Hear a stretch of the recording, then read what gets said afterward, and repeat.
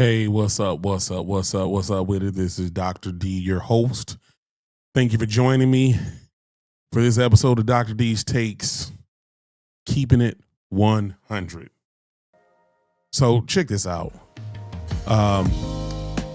Game 4 was a doozy, and Game 4 definitely exposed the Thunder's big problem. So before we dive into the content, I want to first of all always thank you and ask you to like, share,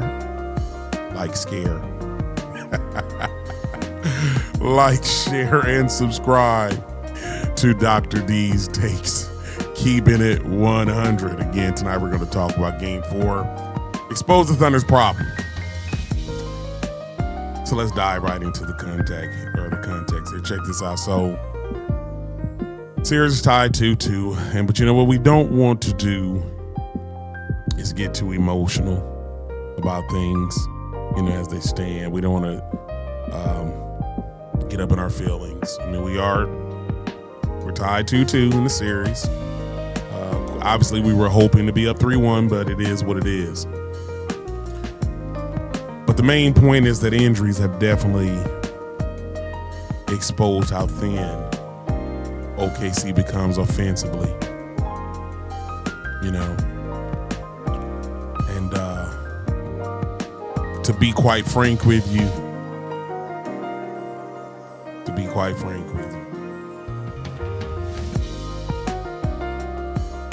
missing JDub changes everything,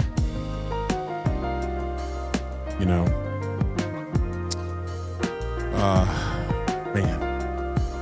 Going into this next game without him, I mean, and I hopefully he will play. Now I do know at this point, AJ Mitchell has been ruled out, but JDub is questionable. Now, if you ask me for my best guess, I know he's been warming up before games, but I think if there's any way that man can play, he'll be trying to play, But yeah, missing JDub badly. He's our secondary scorer that we just don't have. No hate to Chet, but Chet just cannot be our second offensive option on the floor. It just doesn't fit what he brings to the table. When we're missing JDub, it literally just puts way too much pressure on Shai. We really need that secondary creator. And because, without that, our offense just becomes way too unpredictable. And there's literally no downhill pressure. I mean, we literally go into this half-court offense that is not our strength. And in essence, you have to ask yourself, did Game 4 prove just how valuable JDub is? I've been seeing a lot today from the pundits. A lot of people are frustrated with JDub because of his injury history. And I saw some hypothetical trades out there, like should we consider trading him to the Brooklyn Nets for Michael Porter Jr., which I think many people are forgetting just how good JDub is when he's healthy. I mean, this is a very special talent that we're talking about. And I think missing him, yeah, there's frustration, but I think the fact that we miss him so bad is a testament to just how special he really is. I think Game 4 has really, for those of you who didn't know, if you don't know, now you know. To quote Biggie. Oh my gosh.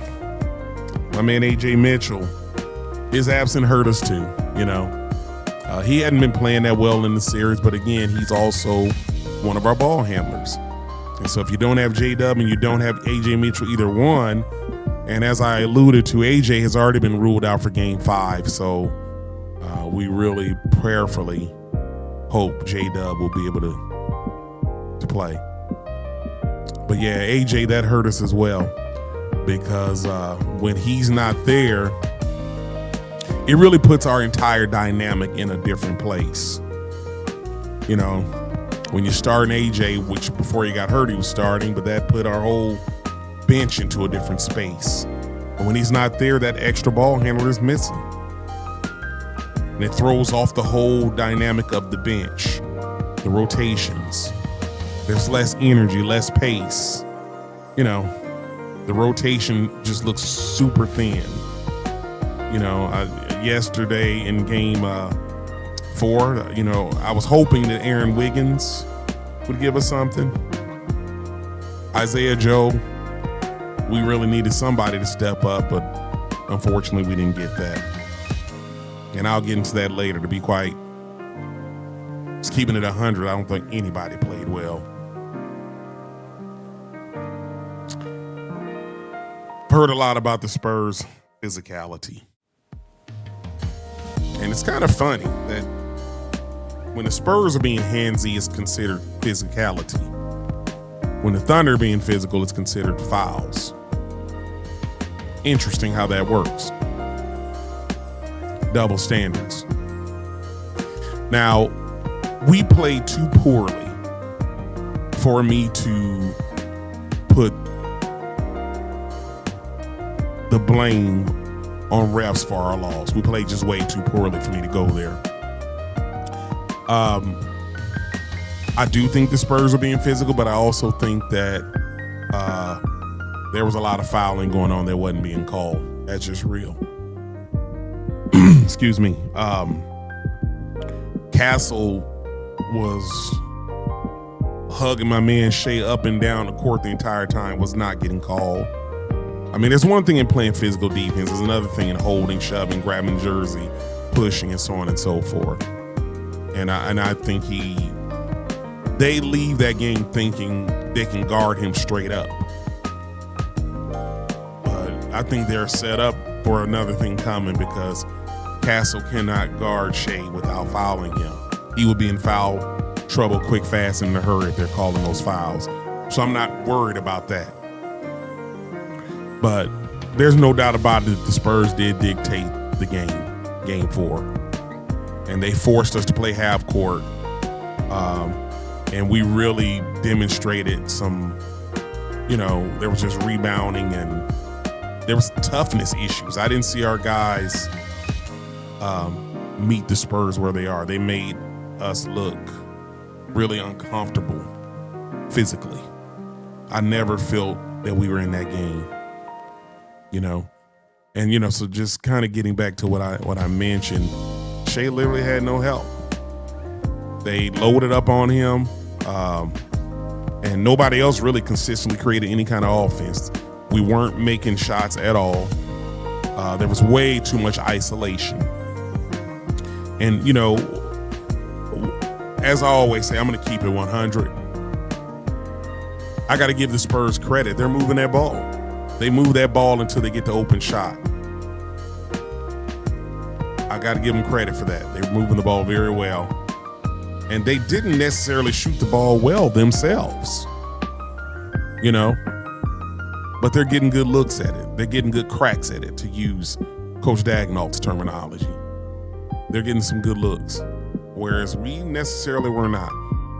Not a lot, I should say. You know, our offense just looked way out of sorts. So, you know, we move on, we move forward, and we're not gonna dwell on the past. You know, we're gonna try to control what we can't control. I feel like I'm giving my Thunder fans therapy today. But you know, the bright side is we're 2-2. We're not out of this thing. You know, the health of our guys here, it is concerning. I'm not going to sit here and pretend like it's not. But anyway, it's still one of my favorite things to do. Let's take a look at let's look at the box score. still want to give you my grades, but I'm not necessarily going to bore you with the details because our team grade, in my opinion, was a D. I don't think anybody played well. I really can't say anybody played well. Hardenstein got off to a really good start. But, I knew we were in trouble when the score was Spurs 28 or 21. Spurs 21, Hardenstein 8. I knew we had a problem. Chet, I've got to have my second guy taking more than 8 shots. Now, on the bright side, one thing that I did see Chet do in the game that made me happy, I did see him challenge Wemby and tried to dunk on Wemby. Now, Wemby blocked it, but I'll take that. I'll take that. I just want to see us challenging those guys. Now I'm going to say this because if it happens, I want y'all to give me my props. So I did a post today about OKC. And I thought about it because I'm looking at Kaysen Wallace's line. And Kaysen actually liked the post. Now my first thought was, oh, that's not really Kaysen. When I looked at it, I saw some information that let me know it really was Kaysen. So whether he saw the message I sent him or not, I don't know. But I did send him a message. And I said, first of all, I told him I appreciated the love because he sent love out to the Thunder fans. And I likewise send that same love for all the folks that go out to the airport and welcome the team back. And so I just kind of responded, told him I really love what he stands for, keep his head up. I just said some things, don't let the haters, shake the haters off, that kind of thing. And then I said, and if I can just give you one piece of advice. And I said, if you get the opportunity, you are probably the best athlete on our team. And I said, instead of shying away from Wemby, next time you take that ball in the lane, man, do me a favor and try to dunk on him. So if he tries to dunk during this game, I know he saw my message, and I'm taking credit for that. So y'all remember that if it really happens. I'm going to be looking for that because I'm a dreamer. But anyway, getting back to the box score, like I said, I saw that. I thought Kaysen, I didn't necessarily think he played bad, but he didn't shoot the ball well. He was 2 out of 8. Nobody shot the ball well. Dort, his numbers, no impact, -16. Shai, -18, shot the ball poorly. As I've alluded to several times about Dort, I really feel like his time is short for OKC. I love Dort, but you think about it, here in desperate times, he's playing less and less minutes. I think Kaysen and Caruso have really made him expendable. With his inconsistent shooting, he's really kind of a tweener on defense. He's not fast enough for the fast guards, and he's not big enough for the bigger guards. So, he's tough and gritty, but it's like I said, I just think that I don't know we can continue to pay him $18 million. I don't look for him to be with us anymore, as much as I hate to see that happen. But that whole starting unit, I did not feel like would work. If I'm being real with you, I was really concerned. I assumed they would start Kaysen, but I went into the game thinking I don't like that because Shai literally has no help offensively. Again, if Chet is your second best, and I'm not trying to beat up Chet. I've said it before, I love Chet, but Chet has got to get stronger and he's got to become more of an offensive force against the stronger teams.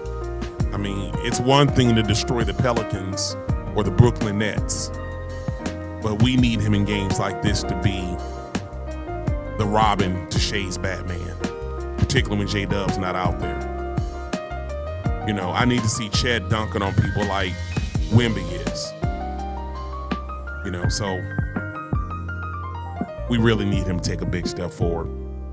As far as our bench, it was like a tale of two completely different games. Everything that I said about game 3 is the complete opposite for game 4 for our entire bench. The bench was a big F today, or last night in game 4. Jay Will, I think he shot 5 out of 6 in game 3. Follows that up with a 1 out of 7. 3 rebounds in 23 minutes, unacceptable. Caruso, I think, it was a negative 22. Again, the whole team was terrible during game 4. But I also think he only played 14 minutes because coach knew he saw we weren't going to win the game and thought, let me rest him up a little bit. No point in putting him out there. Let him rest up for game 5. Now, if there was one player on our team that I would consider giving a C- instead of a D, would potentially be Kenrich Williams. I thought Kenrich did some okay things out there, might have earned himself some minutes in game 5. I think he could maybe help us,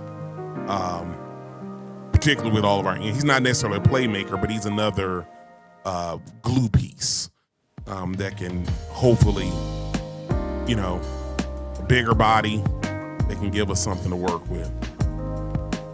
Isaiah Joe and Aaron Wiggins, I would have preferred to see Isaiah Joe get a shot at starting as opposed to Cason Wallace give us another shooter out there and just see if maybe that if he would have been on, that would have spread the floor, give him a little more. There's been, times he's been in that role and he's knocked down 5 or 6 threes. Obviously that didn't happen, so he didn't have a lot of impact for us. McCain shot the ball very poorly. That's 2 of the last 3 games he shot poorly. 1 out of 10, 0 for 5 on threes. Just, I still feel confident every time he shoots it, but we're not shooting well as a team right now. Aaron Wiggins, I really feel like he just kind of lost his confidence. I've alluded to that before. I was hoping he would give us something in game 4. And like everybody else, he didn't. He didn't take advantage of the opportunity. Nikola Topic, he got a few minutes here and there. I can't hate on that guy. I'm just glad to see that he's healthy enough to be out there playing. This year for him was a wash as far as basketball is concerned. I'm just glad that he's blessed, that he's healthy enough to even be playing basketball. So hopefully he can regain his strength and his health over the offseason and get out there and impact us next year. But anyway, I'm going a D, strong D for the whole team there. As far as coaching, I've got to give Coach a D as well. I don't like that starting lineup. I might even go a D- for Coach yesterday, really. I love Coach, but I just didn't feel like we were ready to play. We didn't look good. We came out flat. I don't know. I kind of want to forget game 4 happened. We're going to move forward and move on. So with that being said, let's talk about what needs to change in game 5. Because this is a very important game for us. For starters, we definitely got to have better ball movement. Like I said, the ball was way too sticky, way too much isolation basketball occurred in game 4. We need to see much more aggression, particularly from our role players. Everything that they did in game 3, they didn't do in game 4. Because Shai just literally cannot do it by himself. It's to the point that I consider Chet a role player. And again, I'm not hating, but I'm just saying it is what it is. We have got to find a way to come out and match or supersede the Spurs' physicality. That is a must. We cannot be out physical. Now, even though we can't control the health aspect, obviously AJ Mitchell has already been ruled out. We talked about that. Prayerfully, JDub will get to play, but we really need a healthier lineup. We are going to have a real uphill battle if both JDub and AJ Mitchell are out for game 5. That's just what it is. There's no ifs, ands, and buts about it. So, in closing, don't panic. Don't panic yet. on the bright side, we're still tied 2-2. We have home court advantage. It's the best 2 out of 3. Ideally we would go into this healthy, but we're not. So it's next man up. And those guys have shown that they can play at a higher level. They showed it in game 3. And so we're going to hope that they bring that to game, 5. This is why you benefit from having that number 1 seed. I like our chances going 2 out of 3 in OKC. I like our chances a whole lot. And so if you remember, my prediction was if we won the first 2 games, I thought we'd win it in 5. And I said if we split, I thought we'd win it in 6 or 7. So I'm standing by that prediction. I still got us in 6 or 7. I do think it depends on JDub. A lot of that is dependent on JDub's, on his health. So my people, my final take. Be of good cheer, my friends. Game 4 didn't end the series.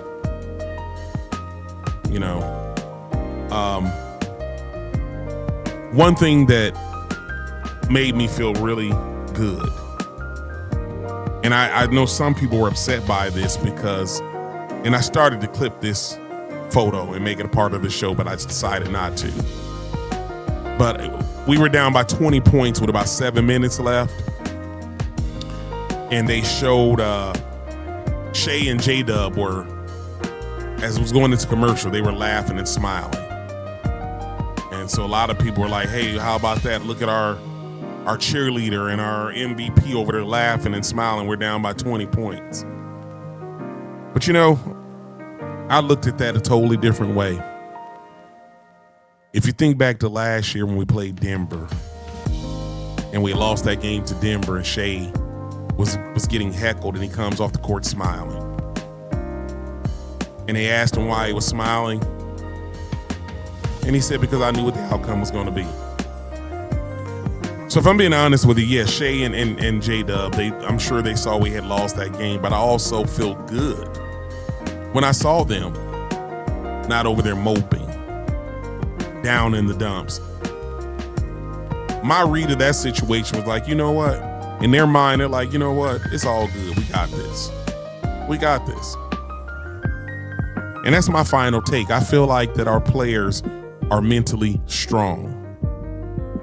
And while game 4 didn't end the series, it exposed just how little margin of error we have, particularly with our injury situation. It's just what it is. My final take is I'll go to war when my leader has that kind of attitude where he can stare into the face of adversity and still have a smile on his face. Because if he thinks it's going to be all right, I think it's going to be all right too. So Thunder fans, keep your head up. Let's go out and win this game 5 and go up 3-2. And then we'll get back together and celebrate together. I want to thank you all for joining me for Dr. D's Takes Keeping It 100 once again. Please like, share, and subscribe this content. Let's be good to everybody, be good to each other. We're too blessed to be stressed. Have a great one. Thunder up.